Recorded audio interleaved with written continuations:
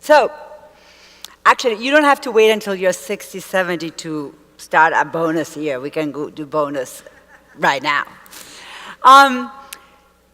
We're coming to the end, and it's getting to be very emotional back there. It's actually, this has been an amazing journey, and I was just talking with Lisa as she's sitting there waiting for her turn, and this whole preparation of TEDx is so much about this moment. Each of the speakers, if you want, 18 minutes, but also, each one of us will walk away from today with new friends, new connections, new learnings. When we came across Lisa's application in this whole spreadsheet with people trying to speak, what called our attention was her perspective of looking at 9/11 from a different light. Lisa has an amazing, amazing story that she's going to share with you.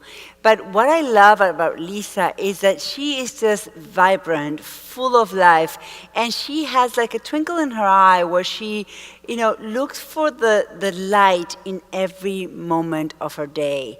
Last night, I hosted the speakers at my house for dinner, and poor Lisa was stuck in traffic for a while, so she arrived a little late when we were in the middle of a deep conversation and connection. And she walked in, and she just burst into the room, and she said, "I come bearing gifts." We had never met in person. And she goes into her pocket, and Lisa, I hope you have some in your pocket right now, and puts her hand out, and she had all these small hearts, little hearts made of color, and so I still don't know how she makes them, but little hearts, and she went around the room and gave each one of us a heart. Actually, she gave me 2. She said, "You need an extra one today." And that's who she is. So I want you to help me welcome Lisa Luckett, where she will share her heart with you guys. Do you have a heart?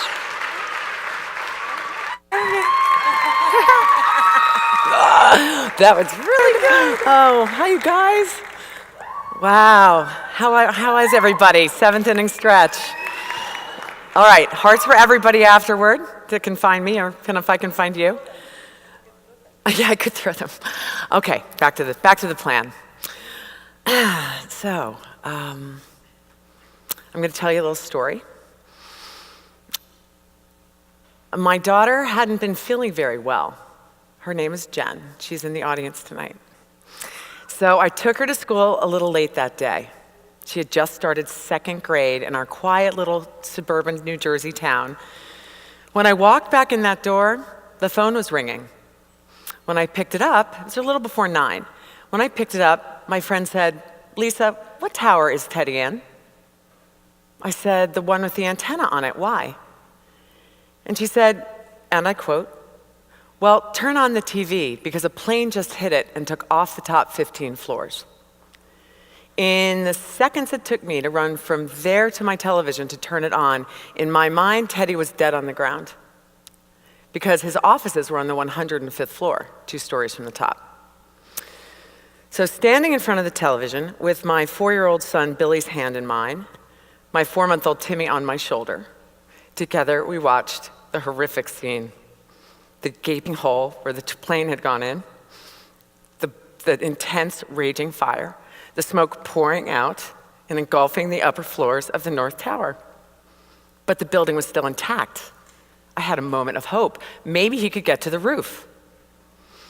It was then that I saw the second plane hit the second tower, and I knew we were in trouble. How could we not see this coming? A lot of people have forgotten there was a first attack on the World Trade Center in February of 1993. In that attack, Ted walked down all 105 floors. It took 4.5 hours at a slow, crawling march to get out. In that attack, there was no smoke outside of any building. I tell you this because when he got home that night and took a shower, the water ran black for 5 minutes because he was covered in so much soot. And those buildings, that attack had been 3 buildings away. So that morning when I saw that black, thick smoke engulfing those upper floors and the roof, I knew in my heart that my Teddy was gone. Now, you'd probably think I would be in a place of anger and rage and hatred. But by 11 o'clock that morning, I found myself in a place of love. Love for Teddy, of course, for all of our friends and all the people in those buildings, for the rescue and recovery workers who were trying to save them, for all of the people in New York who were living through this nightmare. Yes, Teddy Luckett, my soulmate, best friend, father of my 3 children, was probably dead. But I couldn't get my head around that. The chaos that came in immediately thereafter, the focus of keeping my children safe, kept me in the moment. Although I was scared, love kept me in the moment.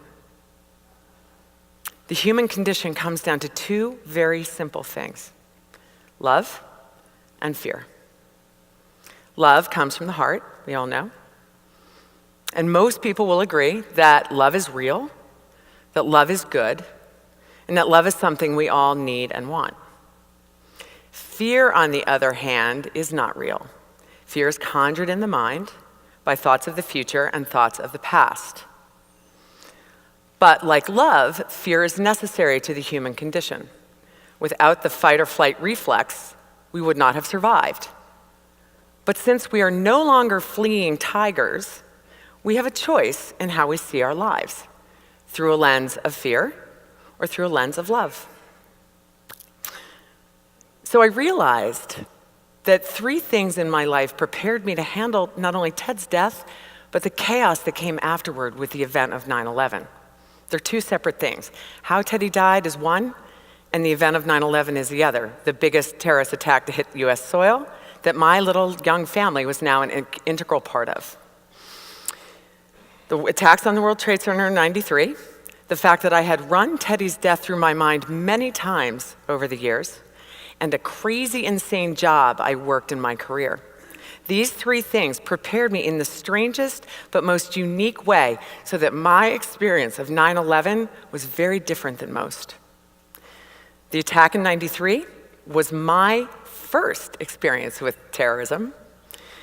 About 6 months later, I had the most intense, delayed reaction of rage and anger and hatred at those terrorists. We were newlyweds and they had almost killed my husband. But I looked around and nobody was really saying much. It was swept under the carpet. Everybody kind of went back to normal pretty quickly. Years later, when it happened the second time, I never got angry again because we knew, both consciously and subconsciously, that anyone going back into those buildings was going back into 2 enormous targets. The second thing was the fact that, like many guys his age, Teddy, at 40 years old, was a walking heart attack. He was commuting really long hours, working in a very intense, stressful Wall Street job. He was feeling the pressure of taking care of and earning for his young, expanding family. He couldn't exercise or eat right, so he was almost cliche. His mother was very worried about his health, and she talked about this a lot. So with this constant prompting, I found myself thinking about his death dozens of times over the years. So when I finally thought it through enough and I couldn't torture myself anymore, we bought as much life insurance as we could afford. I knew where all the important documents were kept, made sure we went to bed well each night, having righted any wrongs, and let it go. The third thing was a career job that I'd worked that prepared me for the social chaos, the workload that would come in the wake of 9/11. In my 20s and early 30s, I was in New York working as a national radio rep, which was an insanely busy job of prioritizing fires, dodging bullets, a lot of them, and working at this frantic pace for months and months on end until we would finally get a moment's reprieve and we could catch our breath until we dove back in to do it again. That was the exact skill set I needed to handle the chaos that would come in the weeks, months, and years after 9/11. So these 3 things prepared me so that on the morning of 9/11, I found myself in this way, strangest way, that I was fine. I was prepared. I was calm. I was clear. I was also the nursing mother of a 4-month-old, and nature doesn't let you go down. So I had shifted without realizing it from fear to love by being prepared and found myself in this offensive position. So that morning, I could literally feel Ted behind me, propping me up. I realized now I was being guided almost immediately. I was surrounded by people wanting and needing to help me. I say need because we humans in a crisis, many of us feel this need to be productive in order to soothe ourselves. We need to do something, right? Got to get something done. Well, that need intensified 100-fold with the trauma of 9/11 across everybody. The only problem was there was absolutely nothing anyone could do. So people soothed themselves by giving us their love. So 11 o'clock that morning, my house was filled with people. Both towers had fallen, and they were spinning in circles, wringing their hands, desperate in their shock and their fear. Through their pain, I could feel their love, and the most incredible calm came over me. It was surreal. Maybe it was because everybody was reacting, so I didn't have to. Maybe it was because I was in shock. But regardless of why, in those early moments, I had 3 immediate prescient knowings. In other words, I just knew this. 1, it could be so much worse. It could be 12:30 in the afternoon, and those buildings could be full like they were in 1993. 2, that our world as we knew it would never be the same again, that life had shifted completely. And 3, that it would be 2 years to a new normal, that I just needed to put my head down and go, to not look left or right, to stay calm and in the moment, because things got very simple. It was about my 3 children. They were all that mattered. This was the clarity of a mother's love.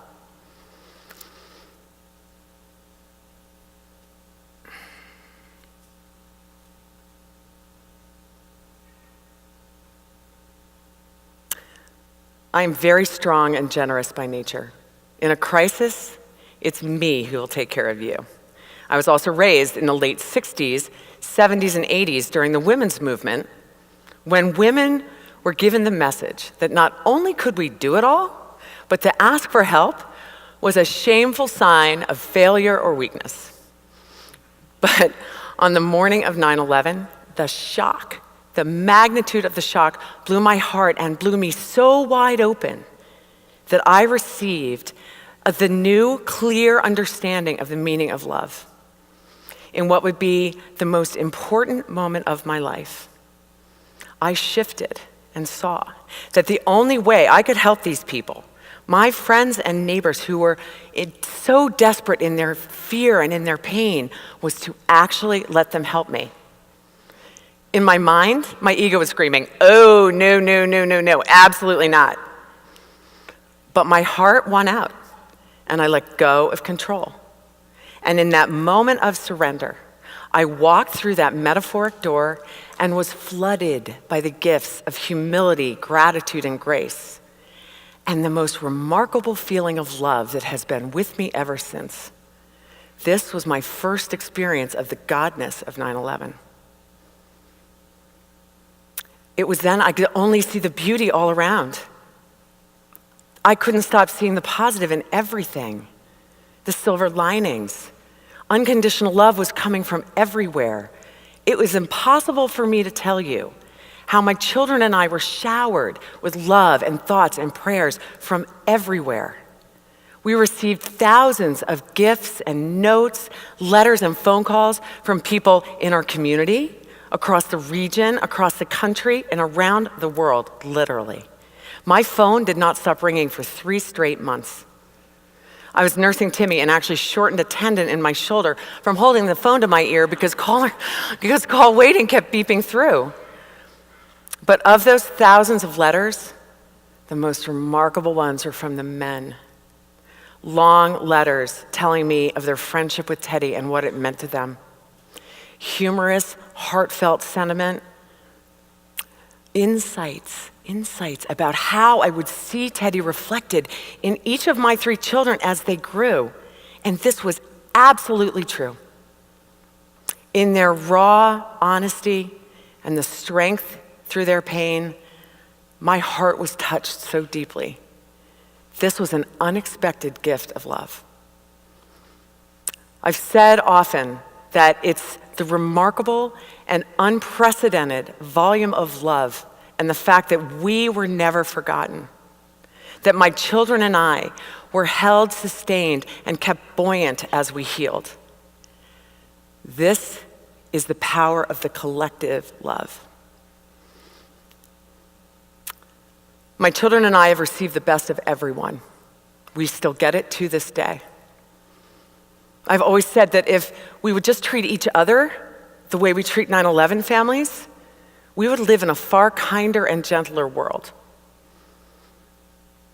What I mean by that is we're always given that extra moment of consideration, that extra pause before we're judged, because you know our story. I call this the godness of 9/11. It's the goodness without one O. It was all the love, the support, the kindness, the care that was flanking my kids and I in the wake of 9/11. It is also the magnanimous resilience of the human spirit, the kindness and care that is inherent in each and every one of us, especially in a crisis. As humans, we can only imagine the negative when we think of a potential trauma, a cancer diagnosis, the death of a spouse, a sick child. But we never conjure the love, the care, the support, the goodness, the godness that comes with it. And that godness always comes. For me, 9/11 blew me out of the proverbial box. A box I had tried to fit into for my first 40 years, only to realize it's where I'd always belonged in the first place. In that moment of enlightenment, I realized I just needed to trust myself. It was very clear. All bets were off. All the rules were broken. No one knew what to do. I also saw that I was the only person that was going to pull my kids through this. But at the same time, I didn't know myself and I didn't love myself. What I did know was that I needed to follow my intuition. I needed to trust my inner guidance system to help me navigate my poor broken family through this maelstrom. And that although it would take years, that there was a light in the far distance at the end of that tunnel, and we were going to make it. We would be okay. This was my first experience of self-love. If you can imagine 9/11 as the equivalent of breaking every emotional bone in your body simultaneously, you would go to the doctor for your body. So I went to the doctor for my mind. My life had given me many roadmaps in how not to do it. I used these to make some very important decisions. My dad had lived his lifetime lost in sadness and anger and fear because he had never properly grieved the death of his parents at a young age. Remembering his pain and his frustration, I determined that I would help my children see their father's death more through a lens of love than through a lens of fear. I also had to understand a world in which 9/11 could even happen. I wasn't vindictive or looking to blame. I just needed to understand the events and the issues in my life, and I needed to study the world at large to better teach my children. Yes, this was totally a twisted gift, but the opportunity to study the why of everything was on the table, and I took it. This second experience of self-love allowed me to begin the most fantastic exploration of my life, and is the reason I am standing here with you tonight. For 4 years, I peeled back, searched through, studied the relationships, the events, the struggles, the traumas of my life to find the core issues, I realized very clearly that although my children and I had lost so much, we still had so much left. By shifting from fear to love, 9/11 became the catalyst to break the generational chains and take my children in a new trajectory. I was strong enough and motivated enough to be the pivot to change my family's future for the better. A few years ago, I realized that it was because of all of the unconditional love from all of you, from everyone around me, from everywhere, that was showered on me. From the fact that the ceaseless and unending support that I got from friends and strangers alike, and the fact that I chose to follow my inner guidance, that 9/11 actually healed me. I stand here with you tonight, 15 years later, to tell you that journey, this journey of self-love, allowed me to raise 3 remarkable and outstanding children who are now young adults. From that journey, a business was born to pay forward and back all the love and care that we received by helping other people to find their way through the fear to the love. I am a far better version of myself today, and I wish Teddy was here to see me now. But we know he does, right? So can we see struggle in a new way? Can we see it in a new light? I see that struggle for me was my greatest teacher, and that all of these lessons just made me better. I believe your struggle is preparing you for your challenges too. All it takes is a shift from seeing them through the lens of fear to seeing them through the lens of love. I love you all. Thank you. Thanks, you guys.